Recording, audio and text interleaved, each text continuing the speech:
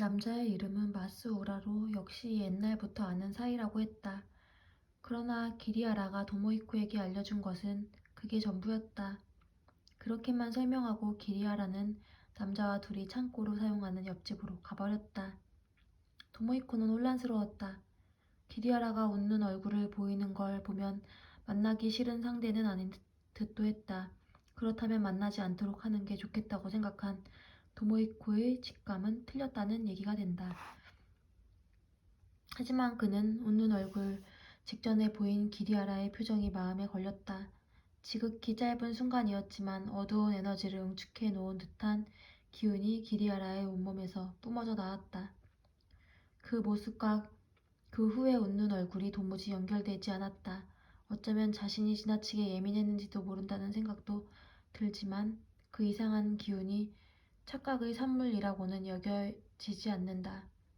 히에로가 돌아왔다. 옆집에 녹차를 갖다 주고 오는 길이었다. 뭐하고 있어? 도모이코가 물었다. 히로에는 고개를 한번 갸웃하더니 말했다.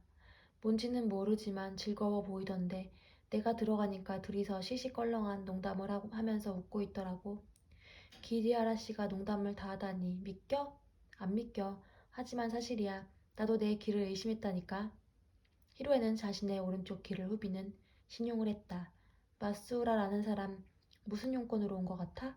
그러자 그녀는 아쉬운 듯한 표정으로 고개를 저었다. 내 앞에서는 잡담만 했어. 다른 사람이 들으면 안 되는 얘기인가 봐. 하고 가슴이 술렁거렸다. 옆집에서 두 사람은 과연 무슨 얘기를 나누고 있을까? 그로부터 약 30분 후 옆집 문이 열리는 기척이 났다. 그리고 10초 정도 있다가 가게 문이 열리더니 기리아라가 얼굴을 들이밀었다. 잠깐 마스우라 씨 좀 바래다 주고 올게. 아, 가시는 거야? 응, 얘기가 좀 길어졌어? 바깥에 서 있던 마스우라가 그럼 이만이라며 손을 흔들었다. 문이 닫히는 것과 동시에 도모이코와 히로에는 서로를 마주 보았다. 대체 무슨 일이지? 도모이코가 중얼거렸다. 기리와라 씨가 저러는 거 처음 봐. 히로에도 눈을 동그랗게 뜨고 고개를 저었다. 잠시 후 기리아라가 돌아왔다. 그는 문을 열자마자 도모이코에게 잠깐 옆집으로 오라고 말했다. 알았어. 도모이코가 대답했을 때는 문이 이미 닫혀 있었다. 도모이코는 히로에에게 가게를 부탁했다. 그녀는 궁금하다는 듯 고개를 갸웃했다. 하지만 도모이코도 고개를 저을 수밖에 없었다. 알고 지낸 지는 꽤 오래됐지만 기리하라에 대해 모르는 게 너무 많았다. 옆집으로 가보니 기리하라는 창문을 활짝 열고 환기를 시키고 있었다. 이유는 금세 알 수 있었다. 실내의 담배 연기가 자욱했던 것이다. 기리하라가 이곳에 들어온 사람에게 담배를 피우도록 허락한 것은 도모이코가 아는 한 이번이 처음이었다. 배달시킨 냄비 우동의 알루미늄 냄비가 배터리로 사용된 모양이었다. 저 사람한테 마음의 빚이 있어. 달리 대접할 것도 없고 해서 담배라도 피우게 놔두고 싶었어. 도모이코의 마음을 읽기라도 한 듯 기리아라가 말했다. 하지만 그것까지 변명처럼 들렸으므로 역시 이 녀석답지 않은 일이라고 도모이코는 생각했다. 환기가 되어 실내의 12월의 바깥 날씨만큼이나 싸늘해지자 기리아라는 창문을 닫았다. 우리 둘이 무슨 얘기를 했냐고 히로에 씨가 물으면 소파에 걸터 앉으면서 그가 말했다. 마스우라 씨에게 컴퓨터 2대를 도매가로 주자는 얘기를 했다고 해. 아마 지금 우리가 무슨 얘기를 나누는지 이런저런 상상을 하고 있을 테니까. 그러니까 사실은 다른 얘기를 하겠다는 거군. 그녀가 들으면 안 되는 얘기야? 그렇지 뭐. 그 마스우라라는 사람과 관계 있는 얘기야? 하고 기리아라가 고개를 끄덕였다. 도모이코는 두 손으로 머리를 훑어넘겼다. 뭐랄까 느낌이 별로 안 좋네. 그 사람이 어떤 사람인지는 모르지만 직원이었어. 뭐? 우리 가게에서 일하던 직원.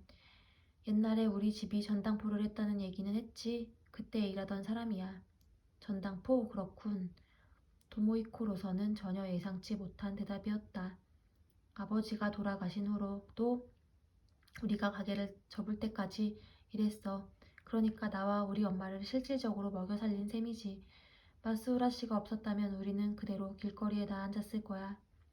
기리하라의 말에 도모이코는 어떤 반응을 보여야 할지 알 수 없었다.